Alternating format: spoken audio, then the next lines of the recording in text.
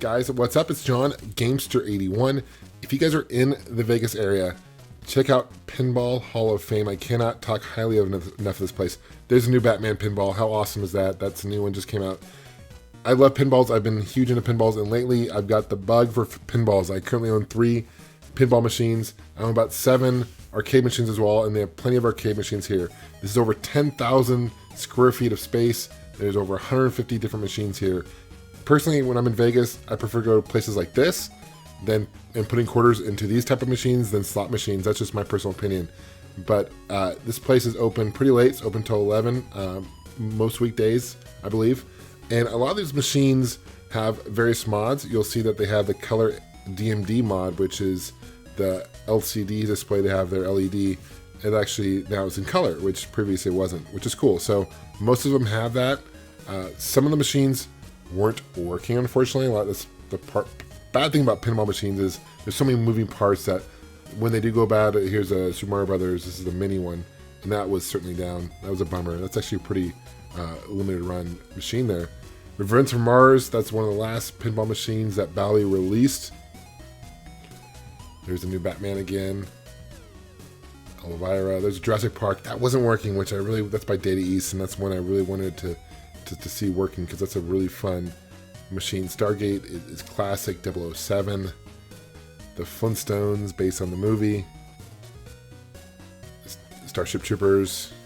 There's a Star Wars Data East pinball. I actually have that machine. X-Files. Not only do they have machines from the 90s and 2000s, of course, but they have a lot of classic ones, the 70s, all that good stuff.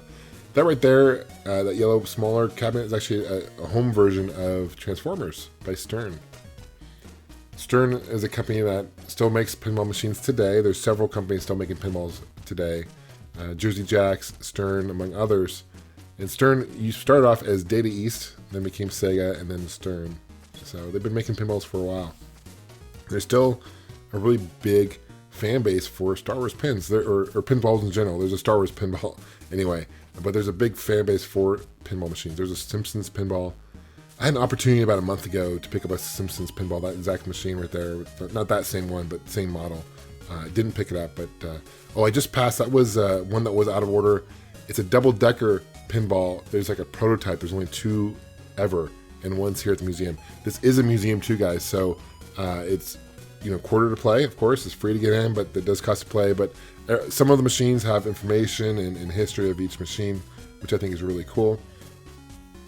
Iron Man, AC/DC, Kiss, Metallica. Those are all by Stern. Beautiful LED lights too out of those, which is sweet. Definitely make it pop for sure. There's like a baseball game. That was really cool. I'm curious what you guys if you guys have played pinball machines before. I'm curious if what your guys' thoughts are. Please leave a comment below. I appreciate that. Definitely read those. Check those out. There's Superman. That's out of order. That was by Atari. No Fear. Bride of Pinbot, which is part of the trilogy of Pinbot games. World Series of Poker. These are some of the classic ones, the more old school 70s ones that came out. Still very cool. And one kind of interesting fact about pinball machines is in the 70s they were actually illegal in the United States for a while, for about for several decades, I believe. And actually they actually reinstated them back in the 70s. It became huge. I think they became starting to peak in the 90s, and they kind of dipped down. There's South Park. That's the last Sega pinball they released before Stern took over. But then now they're starting to become big again, which is really cool. And they're not cheap. Average pinball will probably cost you several $1,000s to purchase. They're really heavy. It's one of those games that you just can't defeat, which is cool. I mean, this is the challenge of it, right? It's so cool. It's a huge wide aisle of pins.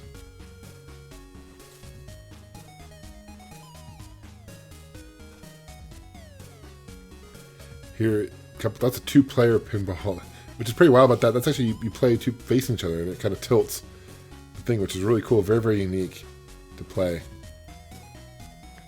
This is a Flintstones pinball. It's huge. It's really dark. It wasn't working, but it's gigantic, as you can tell there. Really kind of unique.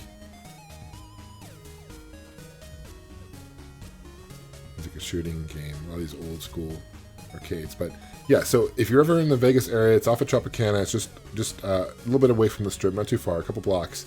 And right next to it is a really cool game store called Video Game Paradise. Check that out. Really cool guys over there. And so I always check this out. I always hit them up, buy some games. And this is a really fun place in Vegas. Thanks for watching, guys. I appreciate you guys subscribing. That means a lot. Liking this video, thumb up this video. That means a lot too. We'll see you guys soon. Take care. And of course, game on. First off, guys, thank you so much for watching. Also, please subscribe. That means a lot. And if you want to stay in contact, you can follow me on Facebook, Twitter, and Instagram. I also have a website, Gamester81.com, and I have t-shirts available that help support the show as well. And those are available at chopchopgoods.com.